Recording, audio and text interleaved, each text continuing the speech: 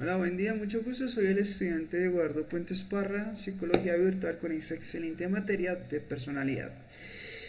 En esta oportunidad vamos a hablar de tres grandes monstruos de psicoanálisis. Y en la primera pregunta nos dicen cómo se puede entender el concepto de personalidad de Sigmund Freud, de Carl Jung y de Alfred. Primero que todo, vamos a hablar de Sigmund Freud. Ese es el padre del psicoanálisis y desarrolló un enfoque influyente para el análisis de la personalidad. Es decir, que creía que la personalidad consta de tres partes principales: el ello, el yo y el super yo. Entonces podemos iniciar que el ello es la parte más primitiva, es inconsciente de la personalidad y opera según el principio del placer. Satisfacer deseos como el hambre, la sed, el placer sexual, obviamente, o el libido, el alivio del dolor. El ego es la parte de la personalidad que se desarrolla en respuesta a la realidad, opera según el principio, o sea, según la realidad, y actúa como mediador entre las demandas del hecho. El super yo es la parte moral de la personalidad y representa el ideal del yo. Se forma a partir de las normas y valores aprendidos tanto en lo cultural, familiar, educativo, demás. Sirve como una conciencia interna que juzga y controla el comportamiento humano basándose en el bien y en el mal. Esta misma pregunta nos lo dicen para Carl Jung. Primero que todo, Carl Jung fue un influyente psiquiatra suizo y fundador de la psicología analítica que desarrolló una compleja teoría de la personalidad y se divide en puntos de vista muy tradicionales.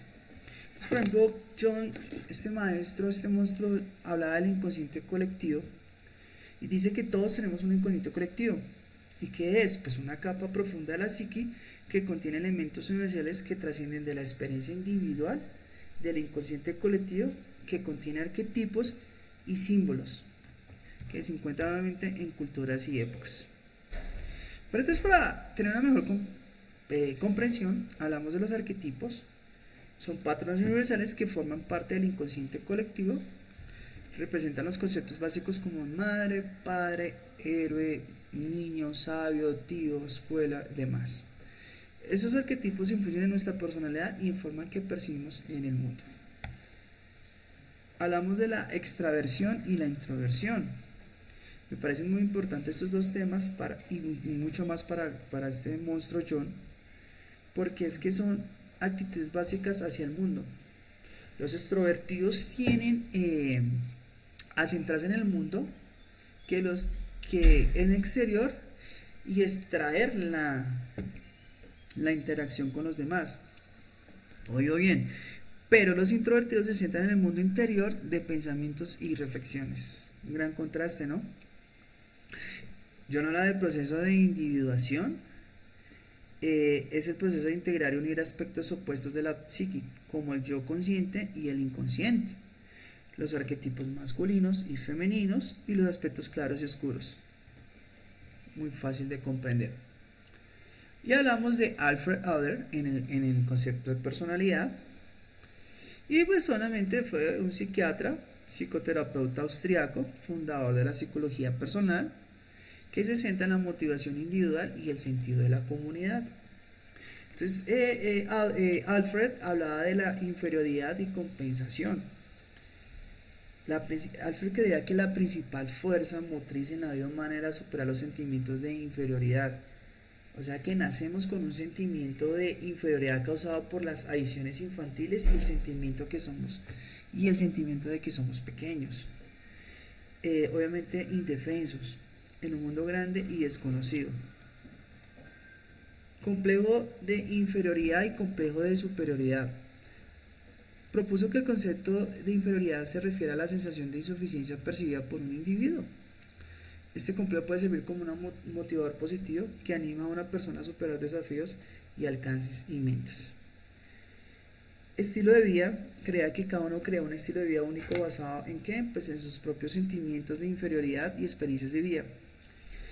Este estilo de vida refleja las metas, los valores y creencias de una persona. Y así obviamente como enfrenta sus desafíos y problemas. La definición de objetivo, pues lo bautizó de esa forma porque se refiere a las creencias y expectativas que guían el comportamiento humano Estas pueden ser conscientes o inconscientes y pueden influir en la forma en que una persona percibe y relaciona el mundo en que lo rodea. ¿Cómo plantean los autores del desarrollo de la personalidad? Para Sigmund Freud propuso estudia principalmente la influencia de las experiencias infantiles, los conflictos internos y las estructuras psicológicas en la formación de la personalidad. También habló de las etapas del desarrollo psicosexual, que es muy importante, y que obviamente explica que esto ocurre en diferentes etapas, pues, de la infancia y obviamente de la primera infancia, ¿no? Entonces, por ejemplo, etapa oral de 0 a 1 año, el placer se concentra en la boca durante la alimentación. La etapa anal, el placer se centra en la eliminación y el control de los intestinos y la vejiga. La etapa genital, el placer se dirige hacia los genitales y la exploración sexual. Obviamente ahí es cuando empieza a emerger el famoso complejo de Edipo y Electra. La pubertad suprime temporalmente los impulsos sexuales y se concentra en la escuela y las actividades sociales. Pero aquí es chistoso porque en la fase genital, o sea, la postpubertad, resurge el deseo sexual y búsqueda de las relaciones íntimas y adultas. Algunos ejemplos él también habló de unos mecanismos de defensa que tenemos todos nosotros. Y yo quiero nombrar 4, que es la supresión, la negación, la proyección y la sublimación. Son más mecanismos de defensa, pero estos me parecieron importantes. Y lo que mencioné anteriormente, el complejo de Edipo y Electra, yo quise hacer como una idea en general y lo bauticé complejo de Edipo versus complejo de Electra. Y este maestro Freud describió que como los niños experimentan conflictos emocionales y deseos incestuosos hacia pares del sexo opuesto. Complejo de Edipo para los niños, complejo de Electra para las niñas. Y se forma una competencia con pares del mismo sexo. Oído, la resolución exitosa de estos conflictos es esencial para un desarrollo psicológico saludable. Habla del proceso de individuación. Es un viaje de autodescubrimiento y crecimiento personal para realizar yo único y auténtico. Tipos psicológicos, pues él habló de 8 tipos psicológicos. Y obviamente primarias, por ejemplo, el pensamiento, el sentimiento, la percepción y la intuición. ¿Listo? Otro pensamiento que maneja Jung, que es muy diferente, pero tiene mucho que ver. Símbolos y mitos, pues entonces Jung, ¿cierto? Jung utilizó símbolos y mitos de diversas culturas para ilustrar e enriquecer su comprensión de la psicología humana. Y obviamente Jung creía que el estudio de los mitos y los mitos universales podrían proporcionar información valiosa sobre los problemas psicológicos. ¿Cómo plantea el desarrollo de la personalidad Carl Jung? ¿Cierto? Propuso una teoría de desarrollo, ¿cierto?, basada en un énfasis en el inconsciente colectivo, los arquetipos y el proceso de individualización.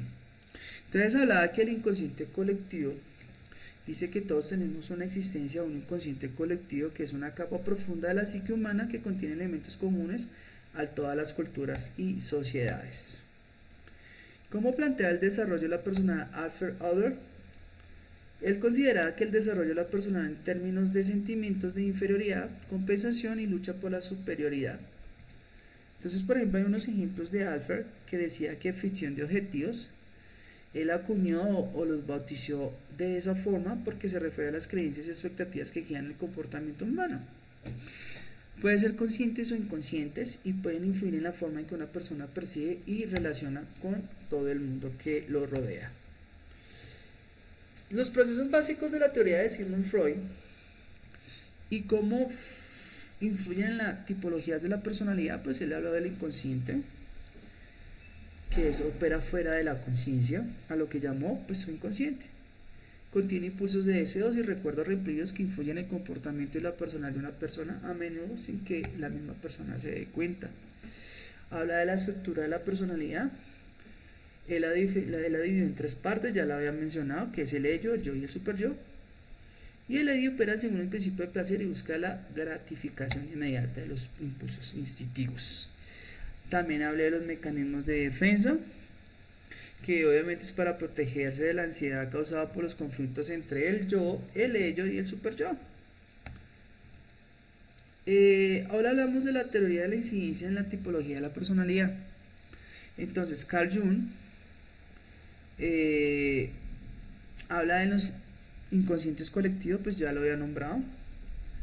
Es una capa profunda de la psique que contiene elementos universales como todas las culturas y sociedades. Hablamos de la individuación, que también la habían nombrado, que ese viaje entre el yo verdadero y el completo implica la integración de aspectos conscientes e inconscientes de la personalidad y la reconciliación de las contradicciones internas. Y por último, de Alfred Adler, habla de los procesos fundamentales de la teoría y la incidencia en la tipología de la personalidad. Es el complejo de inferioridad. El complejo es la compensación, el estilo de vida a las ficciones de objetivos. Influye en la formación de la personalidad de una persona y la forma en que interactúa con el mundo que lo rodea. Para terminar, la última pregunta dice: desde tu quehacer como psicólogo en formación, ¿cuál es la importancia de la personalidad en el ser humano? Sé que la personalidad es un aspecto fundamental de la naturaleza humana y afecta a todos los aspectos de la vida, que describe algunas de las razones más importantes porque las personalidades. Hablamos de la comprensión de las personas, predecir el comportamiento o las relaciones interpersonales. Por ejemplo, en relaciones interpersonales la personalidad afecta la forma en que interactuamos con los demás. Las personas tienen que sentirse atraídas por personas con personalidades similares o complementarias, y la dinámica de la personalidad afecta la calidad y estabilidad de las relaciones.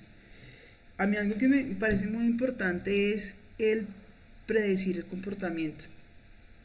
Comprender la personalidad de una persona puede ayudarnos a predecir cómo se comportará en diferentes situaciones. Si entendemos los rasgos de personalidad de una persona, podemos percibir cómo reacciona y reaccionar ante los diferentes eventos. Muchas gracias por su apreciada atención. Que tengan feliz resto de día. Hasta luego.